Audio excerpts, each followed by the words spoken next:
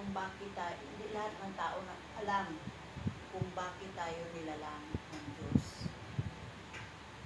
Yung iba, walang alam. Basta sila naging tao lang, hindi nila alam bakit sila nilalang ng Diyos. Pero yung nakakaalam, bakit tayo nilalang ng Diyos? Para siya makilala, para natin siya mahalin, at para natin siyang pagsilbihan. Di ba?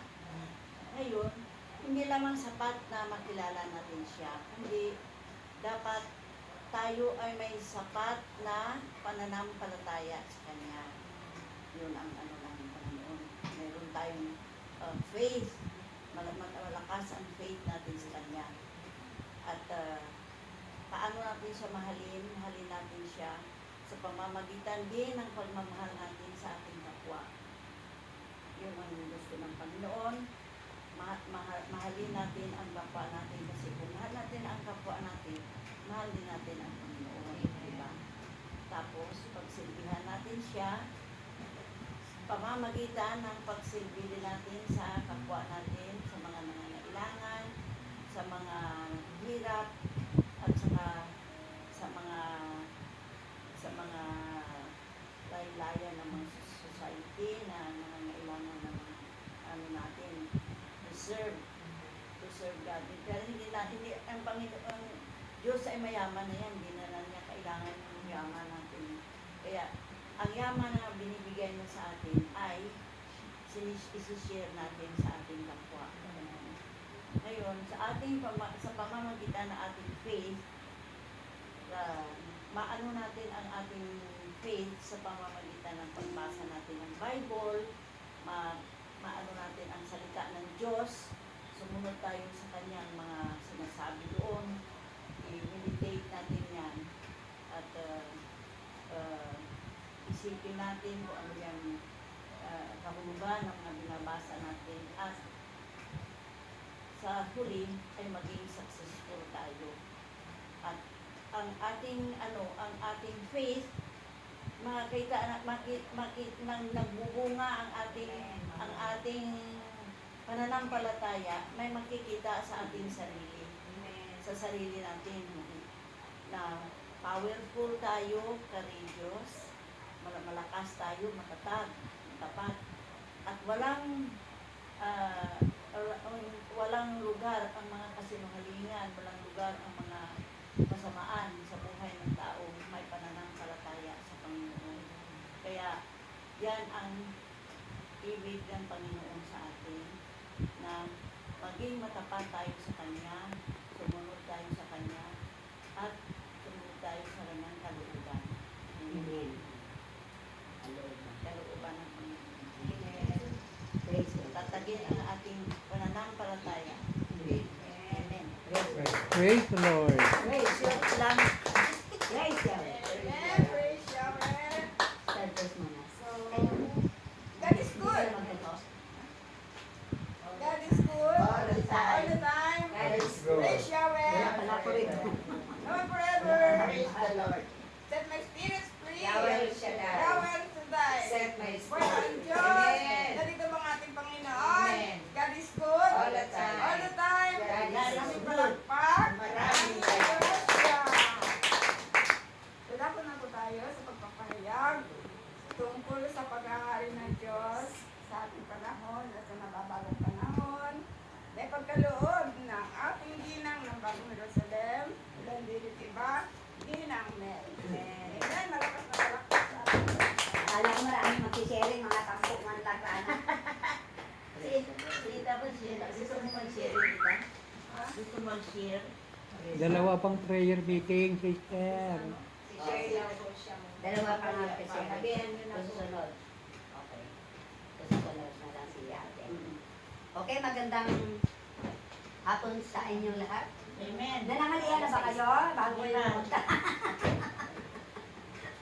Bilisan mo, sister, na lang. Gutom na ako.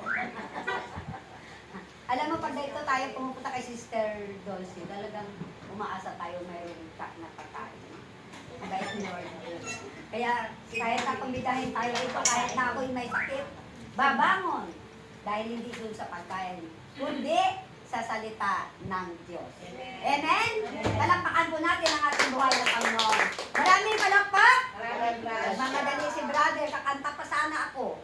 Pero sabi natin susunod na lang na balik, no? Kasi gusto ko sanang awitan si Sister Dulce. Dahil siya lang hindi nakarinig ng aking Buses. tinig. Awitan niyo, awitan niyo. Oh, ito mo rin. Dahil ang awit na ito, Sister Dulce, ito yung naging programa natin sa lahat ng mga parokya. Oo. Dahil may message sa akin si Lord na ipanalangin natin yung gera. Di ba wala ng gera? Oo. Tapos na. Dahil sabi nga natin, sa panalangin na mag-uwid. Kailan mo matapos? Senado. Hindi pa sinasabi sa akin na ipagdasal ko yung mga taong ito. Magdala. Dahil yan sila itumpok-tumpok no sa Senado. Nasabi natin, matatalino yan. Sabi nga natin, gagawa ng himala ang Diyos. Bahala mismo ang Diyos sa kanila ang magpapatigil sa kanila mga ginagawa. Basta't ang tungkulin natin, ipagdasal natin ang mga taong ito. Jack yun. Gagawa ba ng himala ang Diyos? Brother Ben, yung kaysa-isa kong natatanging awitin na yan ay manatili sa iyong gitara. Alam ko, alam ni Sister Dulce at ni ate ito. End of the world. Hindi yan related sa ating pagbasa. Ha? Okay. Brother Ben, magandang intro. End of the world. Ano ba yun? Why does this Teka lang.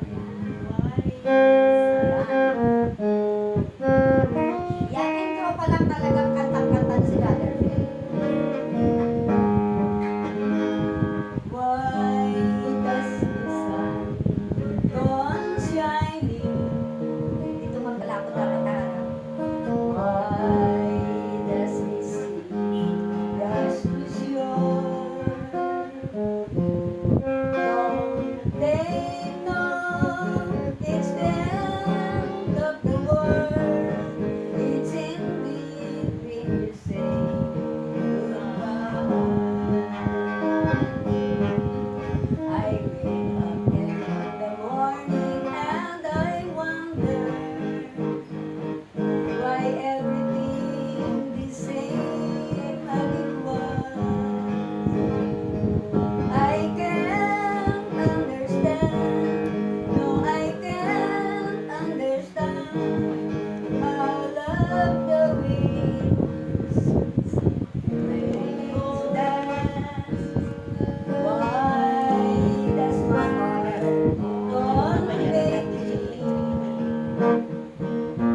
Why Dalawa tayo. Dalawa na my lang. mind? Don't they know it's the end of the world? It's indeed when you say goodbye. Palakpakan natin ang ating choir. Kahit nasabi nga natin, alam mo, pagdating dito, Why? ma'am ang ating kaharap, isang guro na ngayon ay apostolado na rin ang ating Panginoon. Ang sabi nga ng ating punong lingkod doon sa mga kaguruan doon sa aming pinupuntahan, mga disipulong guro. Nakakayaman, sabi nga natin, ano ba ang tinapos ni Sister Mel, pero hindi ko pwedeng laitin sa mga oras na ito ang aking sarili dahil kapag ikaw tinasihan ng Espiritu Santo ay gagawa ng himala ang Diyos sa buhay natin. Amen? Amen? Amen. Mapalad po tayo na kinakasihan ng Espiritu Santo sa mga oras na ito. Dahil sabi natin, naipahayag natin ang mabuting balita. Sino si Jesus? Para sa inyo, para sa ating lahat. Sino si Jesus? Yan ang katanungan ng ating pagbasa. Panginoon ng Panginoon. Ano ba? Siya ay Panginoon ng mga Panginoon. Panginoon ng mga Panginoon. Pwede rin. Hindi di ba, lang sa brother? Mesiyas. Talagang totoo, talagang siya ay Panginoon ng mga Panginoon. Pero, para kay sister natin, sino si Jesus? Jesus ay anak ng Diyos. Yan. Yun ang totoo. Yun, nasa pulnan niya ang kasagutan. Si Jesus ay anak ng Diyos. Yan ay mga katanungan noong araw. Pero yung mga alagad noong araw talagang hindi pa nila kilala si Jesus. At yan ang palaging tinatanong ng ating Panginoon dito sa, hindi dito sa verse natin na pagbasa. Doon sa unang pagbasa, ano ang tinanong ng ating Panginoon ang mga alagad na sa bangka sila nakaupo. tinatanong ng ating Panginoon palagi ang mga alagad niya. At kahit na mismo si brother, na parang nilalagay niya sa aming kaisipan na ang paglingkuran ninyo rito ay si Jesus, hindi ako. Amen? Yan lagi ang kanyang nilalagay sa kaisipan namin. Natunay nga po na tinanong ang isang alagad, di ba si Elias yon? Di ba si San Juan yon? Di ba si Juan Bautista yon? Marami silang sinasagot pero lahat naman ay puro mali. Ngunit yung kinasihan ng Espiritu Santo noong mga oras na yun, nakasama nila, si Pedro ang nakasagot na siya ang anak ng Diyos. Palakpakan po natin ang ating buhay na Panginoon. Kung nasa iyo ang Espiritu ng Diyos, totoo yun. Hindi ka mailigaw ng Espiritong ito. Na ano ang sabi sa tuwa at kagalakan ng ating Panginoon? Sa batong ito, sa ibabaw ng batong ito, ang ipahintulot mo sa lupa ay ipahintulot sa langit. Ang ipahintulot sa langit ay ipahintulot sa lupa. Kaya mga panahon noon, si Pedro, nung sila'y humayo na inutusan ng ating Panginoon, lahat na may sakit sa daan nandun na. Delantar na lang ang kanyang winawagayway sa pangalan ni Jesus.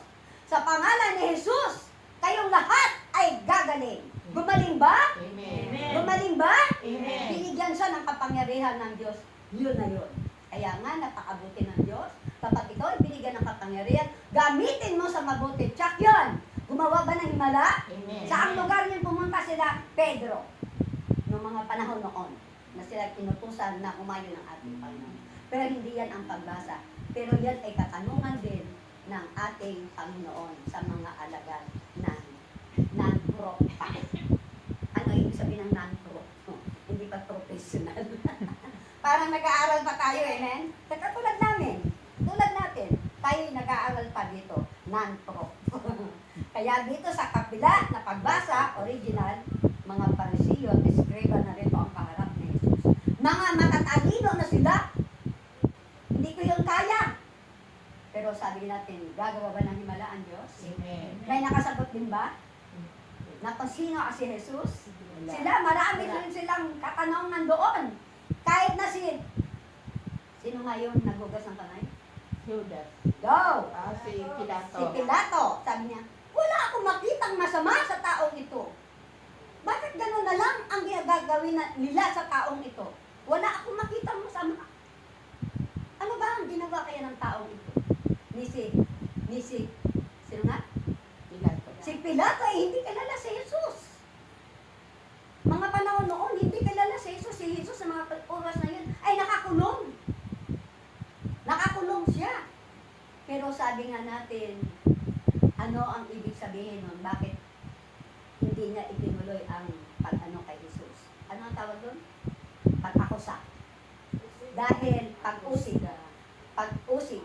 Dahil bumulong ang Espiritu ng Diyos sa kanyang asawa. Ginamit ang kanyang asawa. Lubayan mo na ang taong yan! Dahil kung ano pa ang mangyayari sa iyo. Gumawa ba ng himala? Amen. Iniwanan ba ni Pilato? Amen. Amen. Palakpakan po natin ang ating buhay na Panginoon. Napakabuti ng Diyos. Amen. At ganon din dito sa ating pagbasa mismo. Ano ang sabi?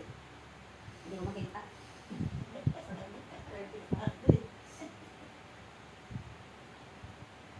Ayos pa sa ating yun. Yeah, ito basahin mo nga itong portion na ito. Yan. Sinabi ng Panginoon sa aking Panginoon, maupo ka sa aking kanan, hanggang lubusan kong mapasuko sa iyo ang aking kaaway. Amen. Mismo, sabi nga natin, ang mga Parisiyo ang tinanong dito. Ngunit, sabi nga natin, ano ang sabi nila kay David? Si David daw ang ama ni Jesus. No! Dahil mismo nung oras na yun ay ginamit si David. Sabi niya, ang sabi ni David doon sa mga tao, mismo kay Kristo, mananatili ka lang sa kanyang kanan at payuyukuin ko muna ang mga kalaban mo bago ka pumaroon. Mismo si David ang ginamit ng mga oras na yun. Kaya, ang ibig sabihin nun, si David ay hindi anak, hindi tatay ni Jesus. Kundi, sino ang tatay niya mismo? Ang anak ng Diyos. Sino? Si Amang Yahweh. ang ama ni Jesus noong mga oras na yon ay ginamit lamang si David. Kaya nga si David, ang buhay na patotoo, mga panahon noon, kahit na Parisiyo, ay hindi talaga kilala si Kristo. Mabuti pa tayo, awa ng Diyos. Kahit na nilalait ko rin noon ang Kristong ito. Sa totoo lang, Sister Dulce, ng mga panahon noon, na hindi pa talaga ako mula. Sa bahay lang, walang ginagawa. Wala, hindi man lang. Kahit na verse ng Bible, hindi ako marunong tumingin. Tinuruan pa ako ng anak ko. Hindi ako nagbabasa ng Bible. Pero sabi nga ng pisang ko, Mel, mag-El Shaddai ka naman. Sino ba yan si Yahweh, Yahweh El Shaddai na yan? Sino ba yan si Yahweh? Ganyan ko siya laitin noon. Dahil hindi ko nga siya kilala. Ngunit ngayon, kilala na natin ang Diyos na ito. Kailangan Diyosin natin. Tsak yun. Gagawa ba ng himala sa buhay natin? Amen. Isang tawag mo lang. Yun ang naalala ko pa ko dito. Isang tawag mo lang, nandito na siya sa ating puso. Kinilala mo ang Kristong ito, anuman ang iyong hingin, kahilingan ay ibibigay ng ating Panginoon. Hihingi ka ng kagalingan? Kagagalingin ka ba? Kahit 2 araw ako sa bahay, wala naman akong ginawa. Kundi nagbigay at pagnilay ng kanyang mga salita. Dahil wala naman akong magagawa kahit na pumunta ako doon sa mga gawain kung ganun kasakit ang aking ulo. Dumarating na talaga ito sa buhay ko para tumawag ako paulit-ulit kay Kristo ito. Amen? Amen. Palakpakan po natin ang ating buhay ng Panginoon. Hallelujah, hallelujah, hallelujah. Kaya, Hallelujah, hallelujah, na kanyang hallelujah. mga hilingan. Hallelujah, Huwag ninyong hallelujah, kalimutan ang kanyang hallelujah. mga katuruan. Hallelujah, hallelujah, At kabutihan lang. hallelujah, Makita sa inyo at hallelujah, babahagi hallelujah, sa mga kapwa ninyo hallelujah, hallelujah, hallelujah, upang sila rin hallelujah, ay hallelujah, maging mabuting tao. hallelujah, Pagdating ng takdang hallelujah, dahil hallelujah, sa tuwing magpapakinggan nila hallelujah, ang salita ng Diyos, hallelujah, ito ang magbibigay ng wala hallelujah, sa kanilang pangunguna hallelujah, at hallelujah, makakatinding ng hallelujah, bagong buhay hallelujah, sa piling. hallelujah, pray. At yan ay ating mga gampanin na iniwan ni Jesus. Kaya nga palagi tayong tinatagubilinan ng ating Panginoon, gumawa tayo ng mabuti sa ating kapwa. Wala kaya ang gusto kong maging kapwa na lang dahil marami ang gustong gumawa ng mabuti sa kapwa. Bakit kapwa, Sister Mel? Para hayahay. Pero hindi yun totoo. Kailangan talaga yung mismo na magampanan mo ang inuutos ng ating Panginoon. Kaya nga mapalad ang mayroong malinis na puso at makikita mo ang Diyos sa atin. Kay Sister Tess, sa ating lahat. At mapalad tayo sa mga oras na ito. Gaya ang sinabi ko, ito yung mensahe sa akin kagabi, mapalad kayo dahil kayong lahat. Tayo rito sa bulwagan ito ay kinasihan ng isang Espiritu. Diyos Ama at Diyos Anak at Diyos Espiritu Santo sa isang persona. Yan ay inaral ko yan sa kasister ko. Paulit-ulit ko yan isinula sa aking isip at sa aking puso dahil hindi ko yan mabanggit noong araw. Mahalay ko dyan kung ano ang ibig sabihin. Yun pala yun. Iisa ang Diyos, tatlo ang sinabi ko, di ba? Pero iisa lang, ngunit sa isang persona. Kaya nga sabi natin, ang Diyos noon at hanggang ang Diyos ngayon ay iisa lang. Si Kristo. Si Kristo ang ating pinaglilingkuran. Kaya nga, gumawa ba siya ng himala sa buhay natin? Ano pa ang hiningi natin hindi ibinigay? Lahat ay ibinigay ni Kristo. Dahil alam ko na mahal tayo ni Amang Yahweh. Amen. Palakpakan po natin ang ating buhay.